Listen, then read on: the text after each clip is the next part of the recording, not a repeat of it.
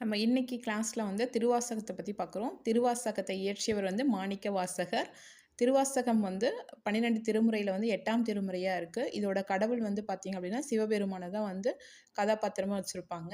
இதுல வந்து திருப்பதிகங்கள் எத்தன இருக்கு அப்படின்னா, 51 திருப்பதிகங்கள் இருக்கு. பாடல்கள் வந்து 658 பாடல்கள் இருக்கு. இதுல வந்து பார்த்தீங்கன்னா, எத்தனை சிவத்தலங்கள் இருக்கு அப்படின்னா, கோவில்ல வந்து எத்தனை கோவில்கள் பற்றி பாடப்பகுதியில இருக்கும் அப்படின்னா, 38 கோவில பத்தி சொல்லியிருப்பாங்க. இந்த திருவாசகம் வந்து எங்க பாடப்பட்டது அப்படின்னா, திருச்சாழல் தில்லைக்கோவில்ல தான் என்ன பண்ணியிருப்பாங்க அப்படின்னா, பாடியிருப்பாங்க. இத வந்து ஆங்கிலத்தில் மொழிபெயர்த்தவர் வந்து யாருன்னா, ஜி.யு. போப். ஓகேங்களா. இது வந்து திருவாசகத்த பத்தி. திருவாசகத்தோட சிறப்பு வந்து நம்ம என்ன சொல்வோம் அப்படின்னா, பாட்டுலயே நம்மளுக்கு தெரியும். "திருவாசகத்திற்கு உருகாதோர் ஒரு வாசகத்திற்கும் உருக மாட்டார்" அப்படின்றது தான் இதோட சிறப்பா நம்மளுக்கு சொல்லியிருப்பாங்க.